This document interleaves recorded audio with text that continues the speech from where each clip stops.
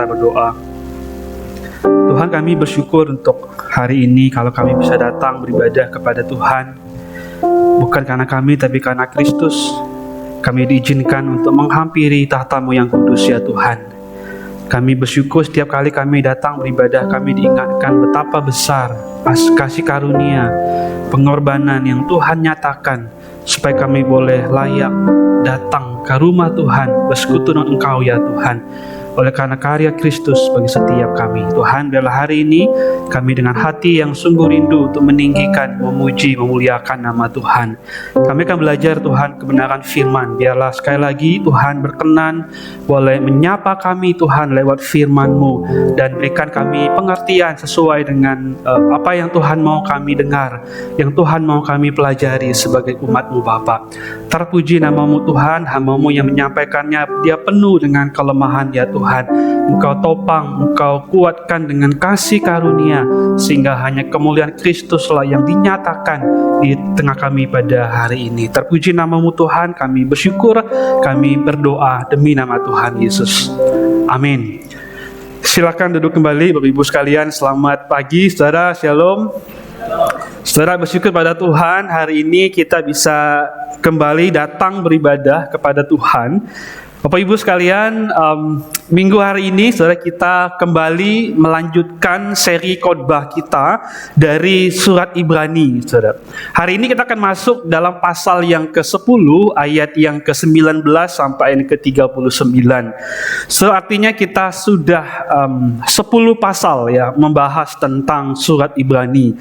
Bagi Bapak Ibu sekalian yang mungkin saudara baru kali ini datang beribadah di tempat ini, atau mungkin yang sempat miss beberapa bagian, saudara bisa langsung ke YouTube-nya GKKA. Saudara bisa lihat di situ ada seri khotbah tentang surat Ibrani, dan itu menolong kita untuk makin memahami secara komprehensif daripada surat Ibrani. Nah, Bapak Ibu sekalian, hari ini kita akan melihat Ibrani 10 ayat yang ke-19 sampai 39, tapi kita hanya baca dari ayat 19 sampai ayat yang ke-25.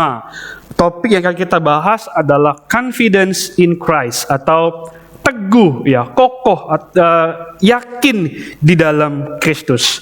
Setelah kita akan baca bergiliran, saya akan baca ayat 19, Bapak Ibu sekalian baca ayat 20, demikian kita bertanggapan hingga ayat yang ke-25.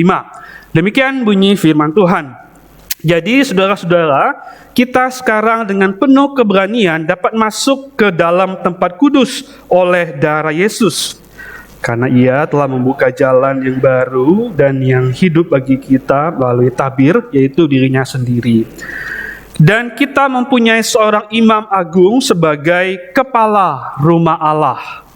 Karena itu marilah kita datang beribadah dengan hati yang tulus, ikhlas, dan keyakinan iman yang teguh, karena hati kita telah dibersihkan dari hati nurani yang jahat, dan tubuh kita telah dibasuh dengan air yang murni. Marilah kita berpegang teguh pada pengakuan tentang pengharapan kita, sebab Ia yang menjanjikannya setia.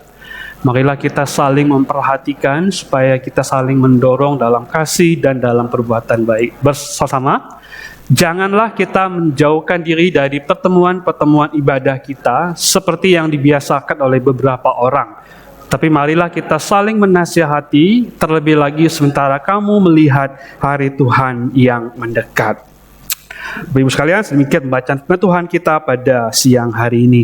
Nah, Bapak Ibu sekalian, kalau kita boleh sedikit mereview ya beberapa waktu ini, Bapak Ibu sekalian, kalau kita baca dari pasal yang ke-7 sampai dengan pasal yang ke-10, maka sebetulnya ada semacam satu ekskursus ya, atau semacam satu materi yang cukup panjang yang diberikan oleh penulis surat Ibrani, berbicara tentang bahwa Yesus itu adalah imam besar kita, dan Yesus itu adalah kurban yang sempurna, begitu. Terus kalau saya bisa sedikit menggambarkan, menyimpulkan begitu ya, pasal 7 sampai yang ke-10 bicara tentang bahwa Kristus atau Yesus itu lebih tinggi daripada Imam Melkisedek, ya. Lalu disebut juga bahwa Kristus itu lebih tinggi daripada Imam Harun. Lalu Yesus juga adalah perjanjian baru yang merupakan penggenapan dari seluruh perjanjian lama. Dan Yesus adalah kurban yang sempurna satu kali untuk seterusnya.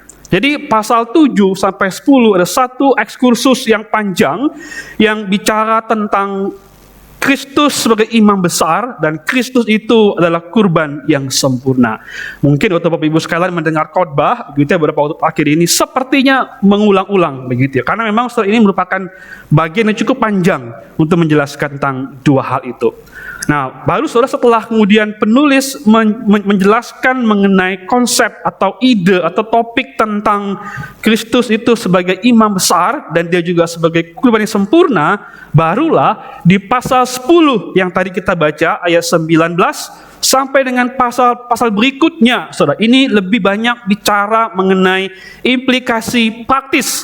Banyak bicara tentang aplikasi-aplikasi yang apa sih yang harusnya sebagai umat Tuhan itu kita lakukan. Apa yang harusnya kita kerjakan sebagai orang yang sudah memahami bahwa Kristus adalah imam besar kita dan Kristus itu adalah kurban yang sempurna.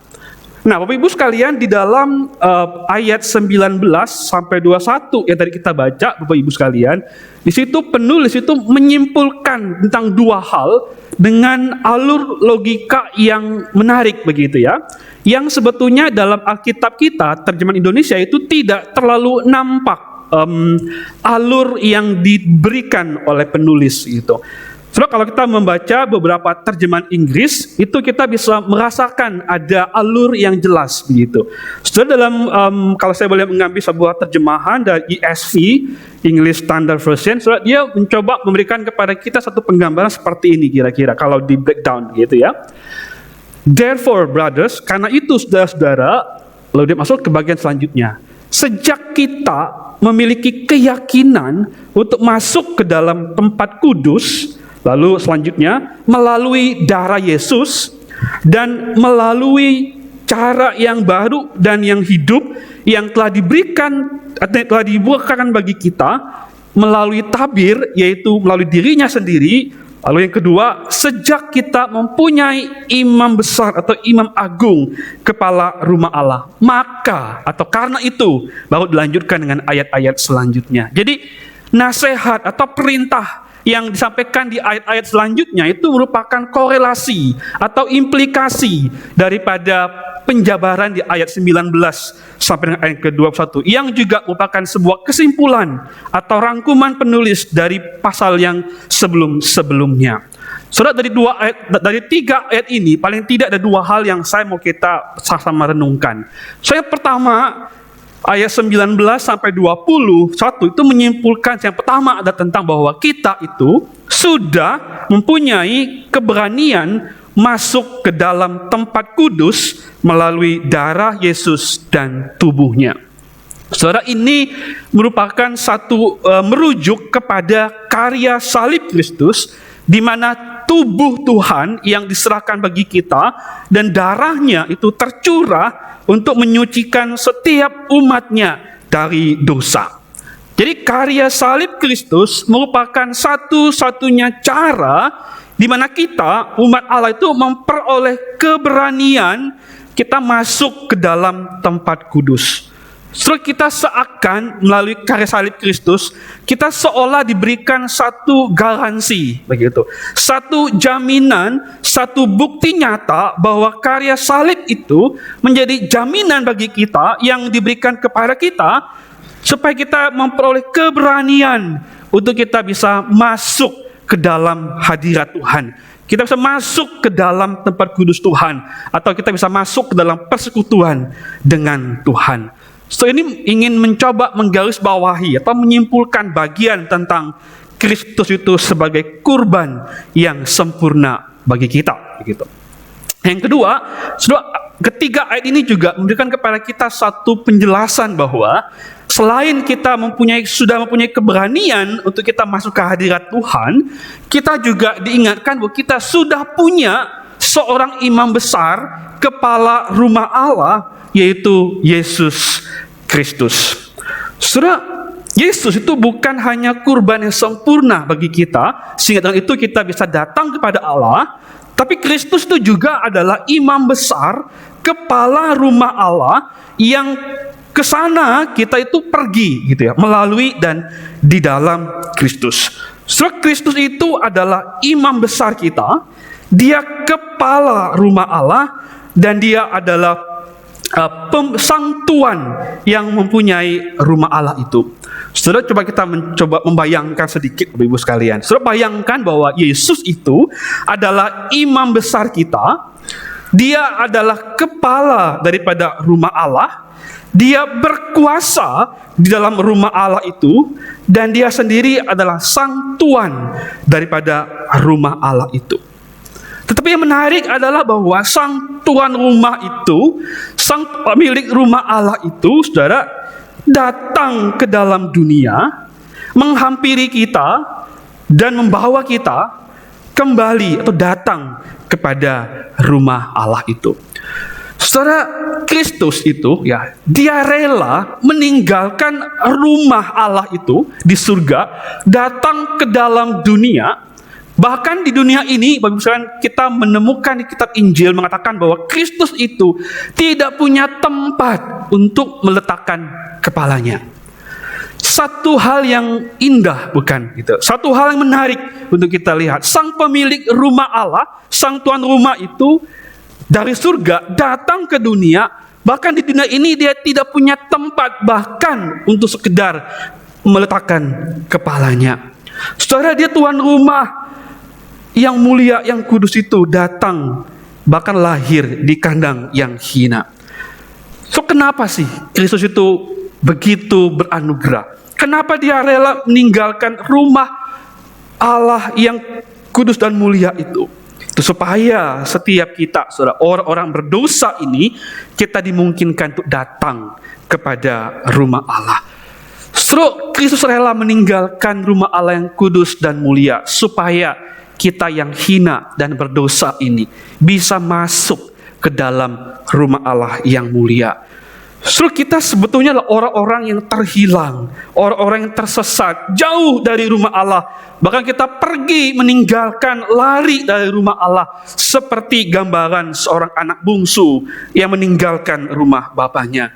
Tapi Yesus, sang kepala rumah Allah itu, bahkan datang, rela tidak punya tempat untuk meletakkan kepalanya, supaya kita ini bisa masuk ke dalam rumah Allah yang mulia.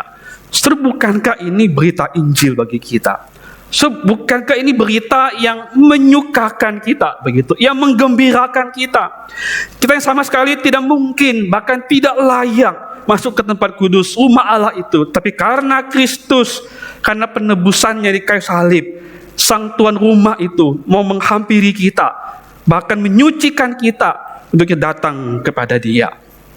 Bapak Ibu sekalian, beberapa waktu yang lalu saya mengikuti sebuah seminar gitu, atau lebih tepatnya pelatihan mengenai khotbah, saudara.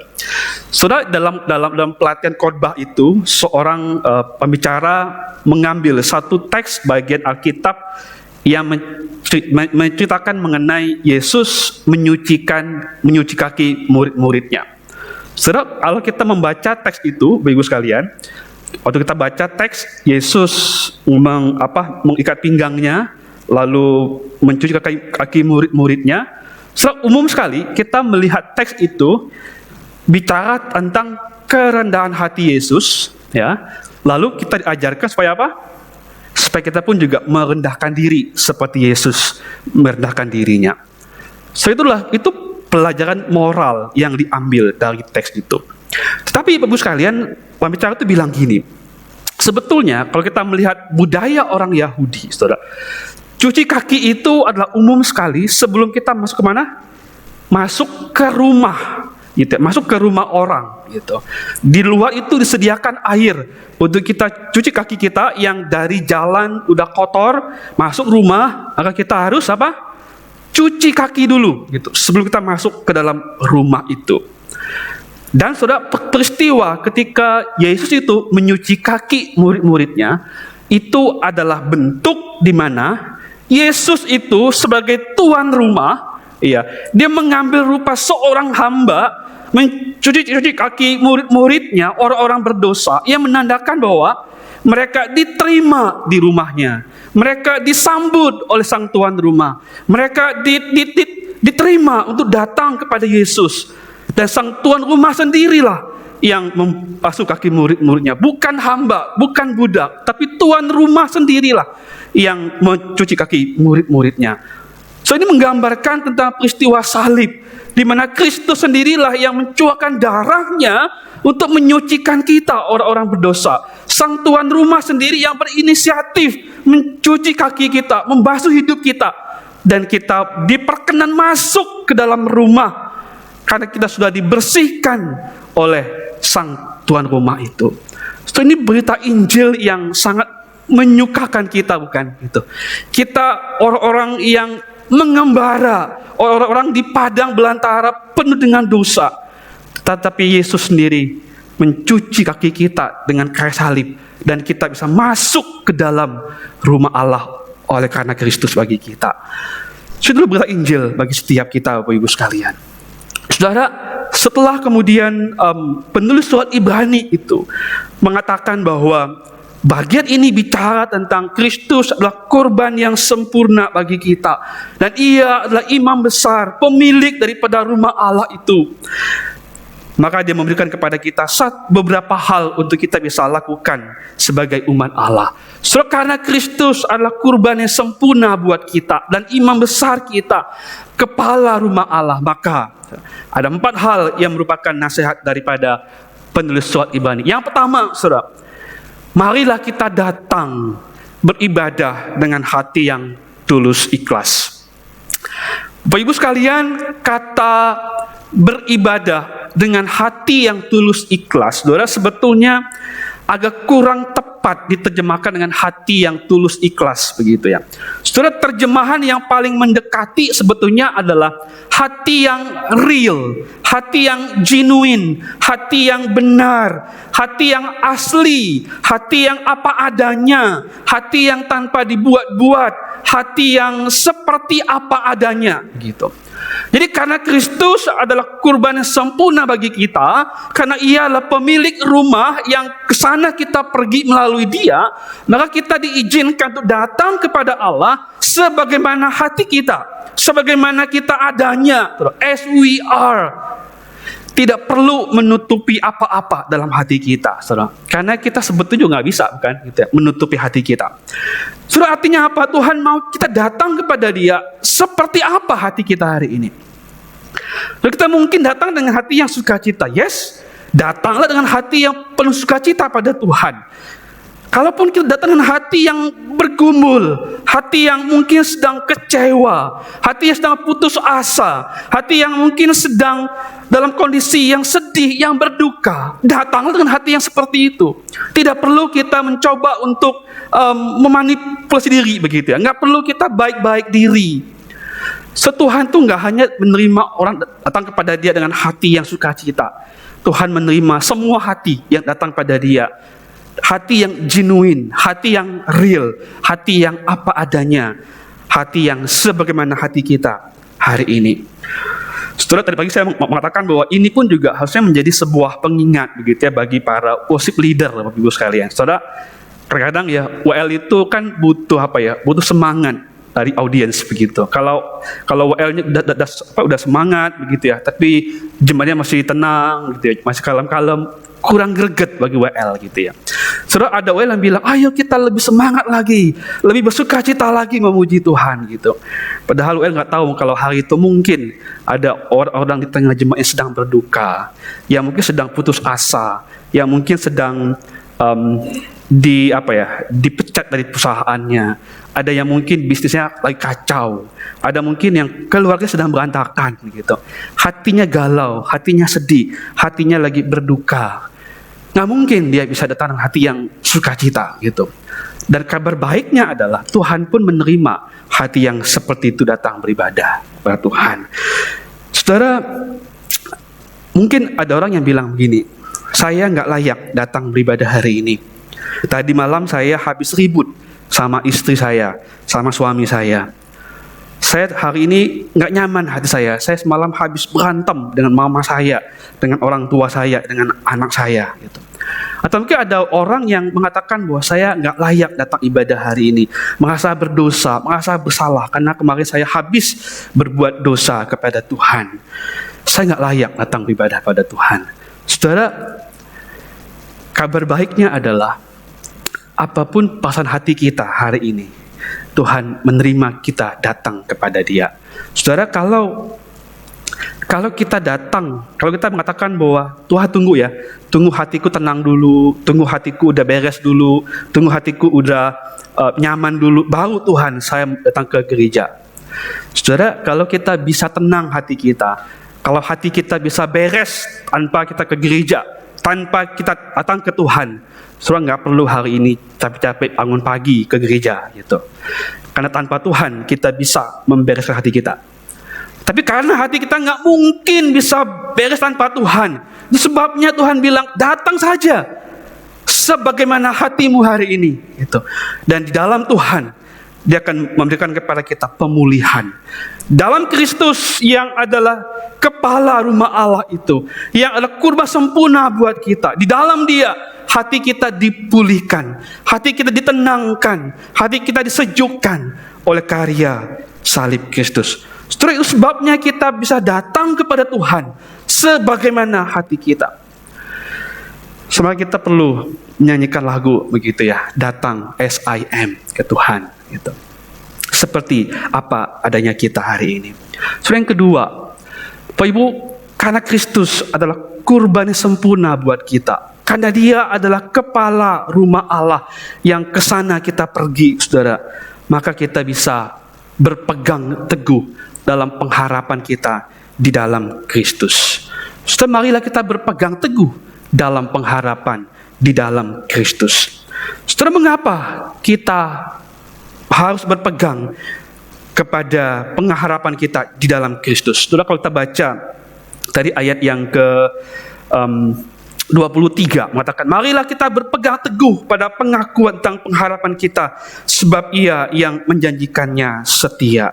Justru karena Allah di dalam Kristus yang menjanjikannya itu setia, maka Dia layak, Dia patut, Dia dapat menjadi tempat di mana kita bisa berpegang pengharapan kita di dalam Dia. Justru kesetiaan Allah dalam Kristus itu membuat kita itu dapat menaruh pengharapan kita di dalam Dia dan berpegang pada pengharapan kita di dalam Dia. Justru kita mungkin bertanya begini, oke, tapi pengharapan apa yang dimaksudkan di dalam bagian ini? Apa pengharapannya yang disebutkan oleh penulis dalam bagian ini? Bapak Ibu sekalian, memang tidak dijelaskan secara spesifik tentang pengharapan akan apa begitu. Tapi kalau kita melihat konteks dekat dari ayat-ayat sebelumnya, saudara, maka pengharapan yang dimaksud adalah pengharapan akan menerima segala berkat dan konsekuensi logis dari seluruh karya Kristus. Gitu. Jadi pengharapan yang dijanjikan itu adalah bahwa seluruh karya Kristus, berkatnya, konsekuensi logisnya dari apa yang Kristus kerjakan itu pasti diberikan kepada orang-orang yang berharap kepada Dia. Jadi pengharapan kita terhadap apa yang Tuhan kerjakan dalam Kristus itu patut untuk kita pegang, untuk kita bisa pegang dengan teguh gitu. Apa artinya? Saudara, jika karya Kristus di kayu salib itu memberikan kepada kita jaminan atau janji bahwa kita itu memperoleh keberanian untuk masuk ke dalam tempat kudus Tuhan, maka janji itu pasti gitu. Dan kita pasti diberi keberanian. Dan kita sudah diberi keberanian dalam Kristus untuk kita bisa menghampiri Allah, datang kepada Dia. Dan pengharapan itu betul, benar, dan itu terjadi, diberikan Allah kepada kita. Karena Allah sendiri yang menjanjikannya dalam Kristus. Dan karena Ia setia, maka kita bisa berpegang kepada janji yang Allah sendiri berikan kepada kita. So, begitu pula kalau Kristus itu adalah imam besar, kepala rumah Allah, dan Ia mengizinkan kita datang kepada Dia, Ia mengundang kita untuk bersekutu dengannya, saudara, maka janji ini adalah janji yang pasti gitu. Janji yang nggak mungkin bohong, janji yang nggak mungkin keliru, saudara. Kalau Allah bilang, aku mengundang kau datang melalui Kristus, dan pasti kita disambut, diterima untuk kita bersekutu dengan Allah. Dan pengharapan kita terhadap janji itu, saudara, adalah pengharapan yang patut untuk kita bisa pegang dengan kokoh. Bapak Ibu sekalian, saudara pernah nggak mendengar orang bilang begini, saudara? Saya tidak dapat apa-apa dalam ibadah hari ini. Saya kira kita sering gitu ya, mendengar somehow ada orang tuh suka ngomong gitu ya, saya nggak dapat apa-apa ibadah hari ini. Saudara, coba kita telusuri lebih lanjut begitu ya, statement daripada ini, saudara. Saudara, betul nggak kita nggak dapat apa-apa dalam ibadah? Gitu. Saudara, ini statement saya secara pribadi dalam perenungan saya kurang setuju. Dan bahkan saya nggak setuju dengan hal ini. Gitu. Ada dua alasan kenapa saya nggak setuju. Yang pertama gini, kenapa saya nggak setuju dengan kalimat ini? Karena memang saudara, kita mesti memahami bahwa ibadah itu bukanlah tentang kita dapat apa dari Tuhan. Gitu. Tapi kita yang mempersembahkan apa kepada Tuhan. Kenapa? Karena sebetulnya yang terbaik itu Tuhan sudah berikan pada kita. Begitu. Keselamatan yang kita sebetulnya tidak layak terima, itu sudah diberikan oleh Tuhan pada kita komplit, lunas, clear dalam Kristus. Dan hari ini kita boleh beribadah bukan supaya kita mendapat keselamatan dari Tuhan, tapi justru kita sudah diselamatkan oleh Tuhan. Atau bukan supaya kita mendapat berkat dari Tuhan, justru karena kita sudah terlebih dahulu diberkati oleh Tuhan, maka kita datang kepada Dia dengan hati yang menyembah Dia gitu. Jadi, saudara, kita datang bukan untuk mendapat apa-apa dari Tuhan, karena yang terbaik itu sudah adalah berikan kepada kita. Dan yang kedua, saudara, hal yang lebih krusial lagi menurut saya begini. Kalau kita memahami ibadah, itu adalah di mana Allah itu mengundang kita datang kepada Dia, Allah mengundang kita beribadah kepadanya, dan Ia menjanjikan kepada kita bahwa kita itu bisa berjumpa dengannya, bersekutu dengannya. Masa kita nggak dapat tanda kutip apa-apa dari Tuhan? Sebenarnya kalau saya ya. Jadi kalau Allah menjanjikan bahwa dan Dia mengundang kita beribadah kepadanya, datang kepada Dia, untuk bersekutu dengannya, untuk menikmati hadiratnya, untuk bersama dengan Dia, masa kita nggak dapat apa-apa dalam ibadah kita? Gitu. Justru, saudara, dalam ibadah kita mendapat diri Allah sendiri yang mau bersekutu dengan kita, orang berdosa, orang yang tidak layak, begitu. Saudara, adakah yang lebih bernilai? Adakah yang lebih penting? Adakah yang lebih baik daripada diri Allah sendiri yang diberikan buat kita untuk Dia bisa berelasi dengan kita dalam ibadah? Saudara, harusnya nggak ada. Gitu. Kalau kita bilang saya nggak dapat apa-apa dalam ibadah, kita mau bilang sorry Tuhan, Engkau itu nggak cukup buat saya. Mesti ada yang lain lagi yang saya mau dari Tuhan. Saudara, bukankah dalam ibadah diri Tuhan sendiri Dia berikan kepada kita untuk kita bisa dekati, bersekutu, berelasi dengannya. Maka statement saya tidak dapat apa-apa dalam ibadah itu adalah perkataan yang menurut saya perlu untuk kita singkirkan jauh-jauh. So, itulah pengharapan kita, begitu. Pengharapan kita bahwa di dalam Kristus, oleh karena Kristus, kita itu punya relasi dengan Allah. Kita diterima di dalam diri Allah, disambut, ya. Bahkan kalau kita mengingat, saudara, peristiwa perjamuan kudus. Saudara, perjamuan kudus itu bukanlah hanya sekedar sebuah ritual minum anggur, makan roti. Itu bukan, saudara. Perjamuan kudus adalah sebuah penggambaran, sebuah lambang yang sangat penting mengenai bagaimana kita itu diundang satu meja dengan Tuhan. Kita punya persekutuan, punya relasi yang intim dengan Tuhan. Bahkan saudara, ini bukan cuma sekedar kata-kata, bukan cuma sekedar sebuah ajakan belaka, tapi ini sebuah ritual yang kita praktekkan, yang kita pegang rotinya, pegang anggurnya, yang kita rasakan rotinya, rasakan anggurnya. Ini merupakan sebuah pengalaman, experience yang melekat pada diri kita, yang membuat kita harusnya bukan cuma ide Iya betul, ini adalah sebuah relasi dengan Tuhan. Bukan cuma di ranah ide, tapi inilah ranah di mana seluruh diri kita terlibat di dalamnya gitu. Dan kita berelasi dengan Tuhan dalam perjamuan kudus. Tentu soalnya perjamuan kudus merupakan hal yang penting begitu. Jadi perjamuan kudus itu sama sekali tidak ada persoalan bahwa kita minum anggur sembuh sakit gitu, yang miskin jadi kaya, yang apalagi jadi apa gitu. Enggak, saudara, sama sekali tidak ada. Perjamuan kudus tidak pernah didesain Allah untuk supaya kita makan perjamuan kita sembuh sakit, kita kaya, kita apa, kita berhasil gitu. Bahwa kita dapat mengalami kesembuhan, yes, saudara, tapi bukan itu poinnya. Tetapi bagaimana kita bisa punya relasi yang intim dengan Tuhan. Yang ketiga,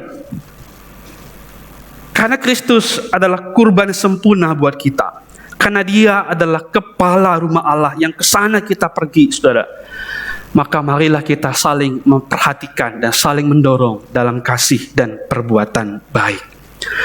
Saudara, kalau tadi kita banyak tentang aspek saya dengan Tuhan, ibadah komunal kita, saudara, tapi ini lebih detail atau lebih menyentuh ke dalam ranah bagaimana hubungan relasional kita dengan jemaat sekalian, dengan saudara seiman.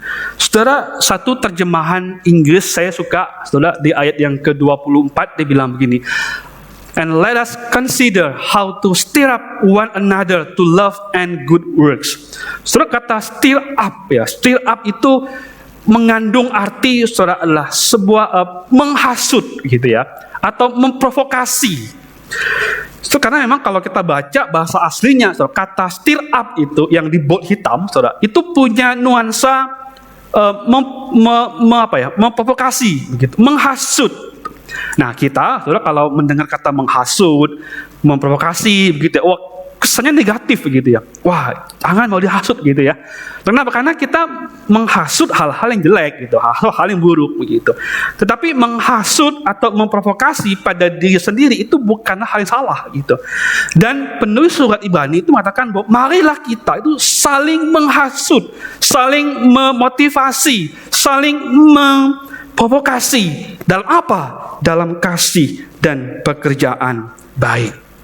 Saudara, penulis surat Ibrani tegas sekali bahwa karena kita ini sudah mendapatkan Kristus, dalam Kristus yang adalah kurban sempurna buat kita, maka marilah kita saling mengasihi satu dengan yang lain. Saudara, pertanyaan buat kita begini, bagaimana pengorbanan Kristus di kayu salib itu yang adalah kurban sempurna buat saya, itu memotivasi saya atau memprovokasi saya untuk kita bisa saling mendorong dalam kasih dan dalam perbuatan baik. Bagaimana praktiknya? Bagaimana kita bisa menjadikan pemahaman ini sebagai satu dasar kita untuk saling memotivasi di dalam kasih dan pekerjaan baik. Bapak Ibu, sekarang kita perlu menyadari, saudara, kita perlu menyadari betapa hancur dan betapa bobroknya kita, betapa rusak dan hinanya kita. Tetapi di saat yang bersamaan, kita juga menyadari betapa Kristus mengasihi kita, bahkan mau mati di kayu salib bagi kita. Saudara, kesadaran akan betapa kita tidak layak dikasihi, tetapi kita dikasihi dalam Kristus, ini seharusnya mendorong kita untuk mengasihi orang lain sebagaimana Kristus itu sudah mengasihi kita.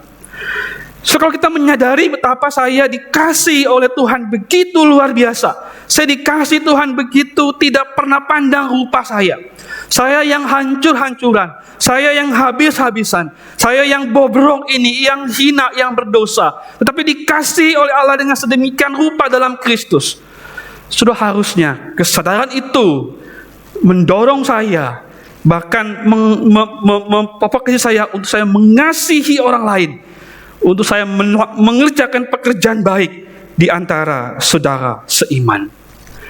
Suruh kesadaran betapa besar dan banyaknya kasih yang kita sudah terima dari Tuhan, bahkan hidupnya Ia berikan bagi kita, seharusnya itu mendorong saya, mendorong kita, bahkan memprovokasi kita untuk mengasihi orang lain. Saudara, kenapa kita sulit mengasihi orang lain? Saudara, Kenapa kita sulit untuk saling memprovokasi, saling memotivasi dalam kasih, saudara? Dugaan saya adalah kemungkinan besar kita belum memahami betapa kita dikasih sedemikian rupa oleh Tuhan. So, kalau untuk orang seperti saya, Tuhan begitu murah hati, begitu mengasihi saya. So, apakah saya layak untuk tidak memberi kasih kepada orang lain yang jauh mungkin lebih baik daripada saya, saudara? Terus kita mungkin pikir bahwa, kalau gitu apakah saya harus mengasihi Tuhan tuh mesti all out, mesti habis-habisan, mesti spektakuler gitu. Enggak juga sih gitu ya. Mengasihi Tuhan tuh enggak harus dalam bentuk yang wah gitu, yang hebat, yang spektakuler. Kalau kita punya peluang itu, yes, kerjakan. Tapi mungkin kita hanya bisa melakukan hal yang sederhana, melakukan hal yang kecil di tengah-tengah komunitas kita, di tengah-tengah gereja kita. Kita bisa saling memotivasi untuk saling mengasihi, saudara. At least Bapak Ibu sekalian, kalau saudara ada temanmu yang lagi curhat kepada kita tentang mungkin orang lain gitu, jangan dikomporin begitu ya. Jangan juga dihasut gitu. Jangan diprovokasi malah yang jelek begitu ya. Kalau dong cerita kepada kita tentang bagaimana di struggling gitu ya, ada hubungan suami istri yang kurang harmonis, hubungan mungkin dengan mertua, dengan menantu, dengan anak bahkan, atau mungkin dengan rekan kerja gitu. Jangan diprovokasi yang jelek, bukan gitu. At least kita bagaimana memotivasi dia untuk mengasihi gitu ya. Betul, ini hanya nggak mudah gitu, tetapi kita mungkin perlu untuk lakukan gitu ya. Kenapa? Karena kita menyadari bahwa kita sebetulnya nggak lebih baik daripada mereka di hadapan Tuhan, tapi toh Tuhan tetap mengasihi kita dengan begitu limpah, dengan begitu luar biasa. Saudara sekalian, kasih Kristus kepada kita itu harus menjadi motivasi kita mengasihi, mendorong dalam perbuatan baik. Saudara, perbuatan baik apapun yang kita miliki, saudara, perbuatan sehebat apapun yang kita lakukan, kalau itu tidak dimotivasi, kalau itu tidak didasarkan kepada pemahaman kita akan kasih Tuhan yang besar pada kita, itu sama sekali bukan kasih. Bahkan perbuatan baik kita yang kita anggap baik, yang kita lakukan tanpa didasarkan pada pemahaman dan didorong oleh kasih Kristus kepada kita, itu sebetulnya sama sekali bukan kasih. Paulus pernah mengatakan begini, saudara, meskipun aku bisa berbahasa malaikat sekalipun, punya iman yang memindahkan gunung, tanpa kasih sama sekali tidak berarti bagiku.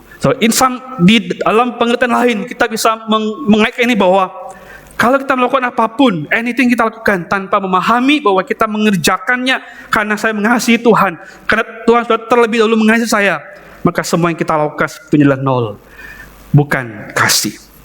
Marilah kita memahami bahwa kita sudah mendapat kasih Tuhan yang limpah. Kita pun juga saling memotivasi, saling memprovokasi bahkan mengasihi saudara seiman, saling memotivasi dalam kasih dan dalam pekerjaan baik. Dan yang terakhir, karena Kristus adalah kurban yang sempurna dan imam besar kita, kepala rumah Allah yang kesana kita pergi, saudara, maka kita perlu saling menasehati dalam pertemuan ibadah kita. Surah ke-25 mengatakan, janganlah kita menjauhkan diri dari pertemuan-pertemuan ibadah kita seperti dibiasakan oleh beberapa orang, tetapi marilah kita saling menasehati, terlebih lagi sementara kamu melihat hari Tuhan yang mendekat. Sekalian, kalau kita bisa mengerti, saudara, bahwa pemahaman kita akan kasih Tuhan, bahwa Dia kurban sempurna buat kita, itu harus mendorong kita untuk kita saling menasehati saudara seiman dalam hal pertemuan-pertemuan ibadah kita. Mengapa pemahaman ini mendorong kita untuk jangan menjauhkan diri dari pertemuan-pertemuan ibadah kita?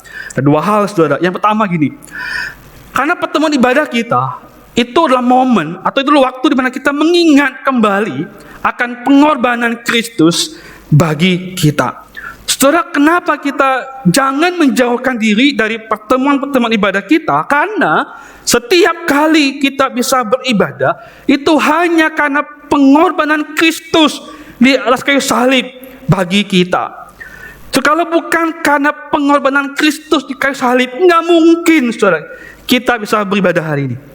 Kalau bukan karena Kristus mati di kayu salib menyucikan kita dengan darahnya yang mahal itu, saudara, nggak mungkin kita bisa beribadah kepada Allah.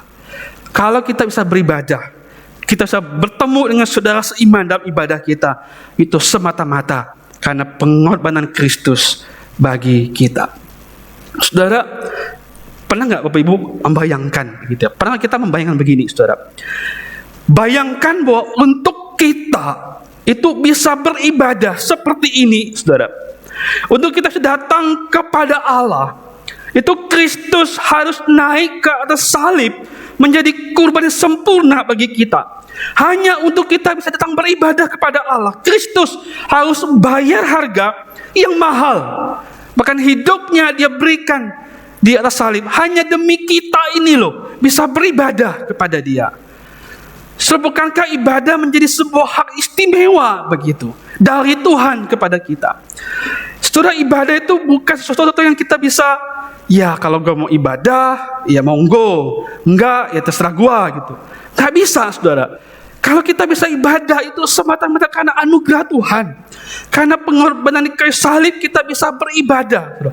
Tanpa itu gak mungkin kita bisa beribadah hari ini. Saudara, setelah mengatakan demikian, saya tidak mau kita punya motivasi ibadah yang keliru gitu. Kita nggak boleh pikir gini, oke, kalau Tuhan sudah berkorban mati-matian di kayu salib supaya saya bisa beribadah, oke lah, kalau gitu saya beribadah untuk balas jasa, untuk saya bisa membalas kebaikan Tuhan gitu. Wah, kesannya bagus ya, kesannya kayak rohani begitu, saudara ya. Tapi kita nggak pernah bisa membalas Tuhan.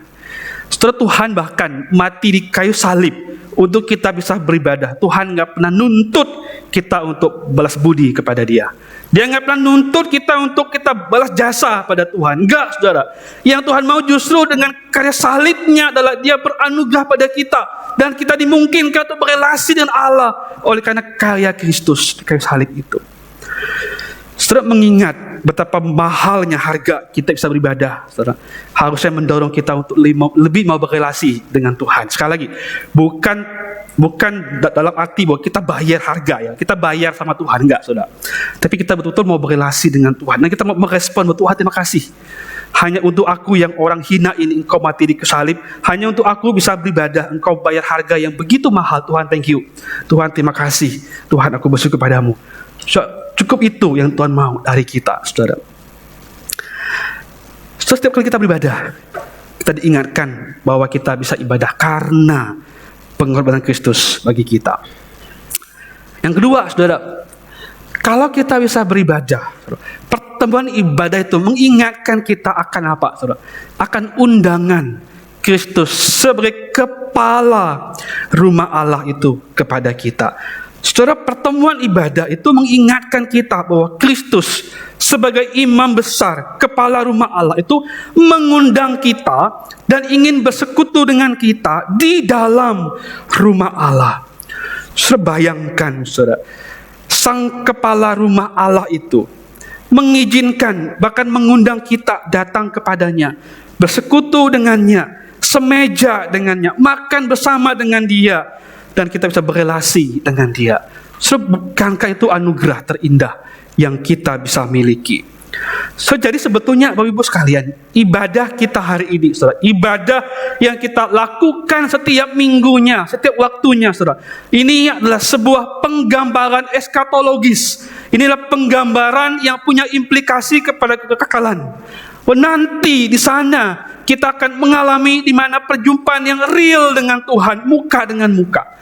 Di mana kita bisa ketemu dengan sang pemilik rumah itu, sang kepala rumah Allah itu. Nanti waktu kita ketemu dengan Allah, kita akan mengalami perjumpaan untuk selama-lamanya. So, ibadah-ibadah kita hari ini adalah sebuah cicipan awal ya, cicipan yang kita rasakan di awal gitu. Yang nantinya kita akan mengalami kepenuhannya waktu kita ketemu muka dengan Tuhan.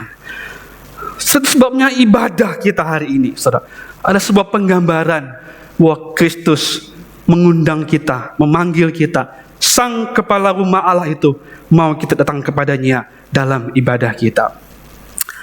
Saudara, implikasi sederhana yang kita bisa pikirkan Bapak Ibu sekalian. So, kenapa dalam ibadah kita, saudara, selalu ada panggilan ibadah? So, kalau Bapak Ibu datang lebih awal gitu ya, so, dalam liturgi ibadah kita itu ada namanya panggilan ibadah. Saudara, panggilan ibadah itu bukanlah hanya satu ayat yang dibaca untuk ngisi kosong gitu antara sebelum lagu begitu ya. So, bukan itu poinnya, saudara. Panggilan ibadah adalah sebuah deklarasi dari Tuhan bahwa ibadah ini tempat di mana Allah digambarkan hadir bersama dengan kita dan Allah memanggil kita datang kepada Dia. Dan marilah kita berespon dengan hati yang mau beribadah kepada Tuhan.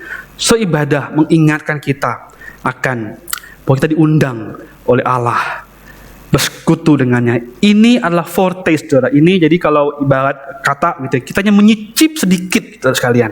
Tapi nanti waktu kita berketemu Tuhan di surga, di rumah yang kekal itu, saudara, kita akan mengalami wow, betapa indah sekali, betapa bahagia sekali, saudara. Kita bisa beribadah bersama dengan Tuhan, menikmati relasi yang utuh bagi Tuhan selama-lamanya.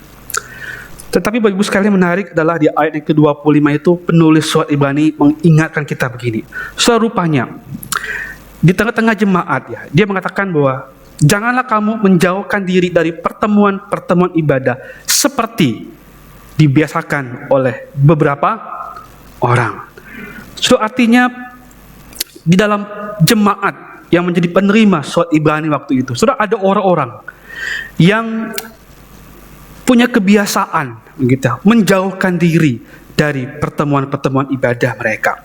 Saudara, apa yang hilang dalam diri mereka? Saudara, mereka kehilangan kesempatan untuk bisa menyaksikan kembali betapa indahnya karya Tuhan dalam hidup mereka.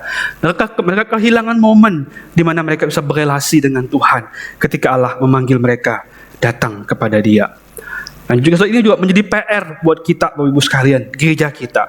Saudara, harusnya di tengah-tengah ibadah kita, di tengah-tengah gereja kita, dari bahkan ya, kalau kita boleh menggambarkan, bahkan dari penyambut tamu, penyambut jemaat dari depan, sampai tim liturgi ibadah, dalam khotbah, dalam interaksi kita di tengah-tengah gereja, so, itu harusnya memperlihatkan keindahan Injil Kristus, memperlihatkan tentang bagaimana kasih Tuhan yang begitu indah.